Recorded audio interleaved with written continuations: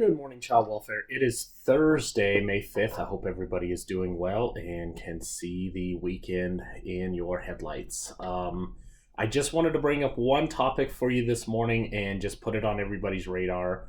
Your supervisors, at some point next week, will be engaging you all in the opportunity to participate in a statewide child welfare workload study. What this is going to entail is we'll need a cross section of staff to represent most, if not all, disciplines to participate in some interviews with the company that the state is contracting with. And then the time commitment will look like being trained on a workload study tool that is going to be able to account for what is being done throughout the day and even in the evenings. And so this was done in 2014 by the same company, but this company is telling us that the time tracking is going to be quite a bit different, and it will be not quite as intensive and will be far more efficient. So what does this mean? We are going to ask certain individuals to volunteer. We are going to need individuals that are, for the most part, carrying a full caseload, because that's what they're going to be basing it on.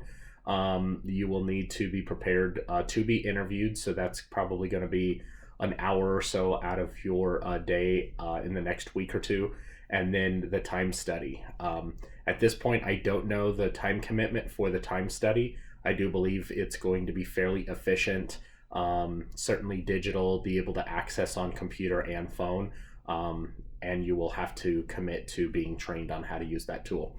Extremely important that we get enough participants to do this, and that it is accurate, so that it could potentially lead to some decisions made by the state and working with the joint budget committee of our legislature to be able to provide potentially more FTEs for counties that's based on workload and time commitments for the work that you do.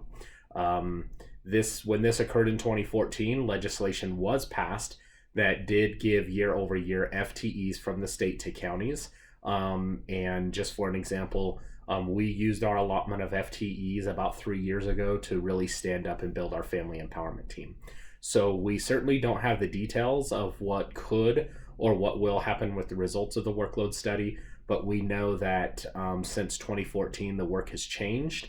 It is complex. We have more duties based on new rules and bills that have been passed. So certainly we are hopeful that it could result in an increase in the availability of more FTEs, and potentially bring to light some changes that may need to be done so that you all have enough time to get this really important work done. So be on the lookout for that. That is the only topic today that I'm going to bring up. I hope everybody has a wonderful rest of your week. And as always, please keep bringing those questions to your supervisors, managers, and myself, and we'll see you around the corner. Bye-bye.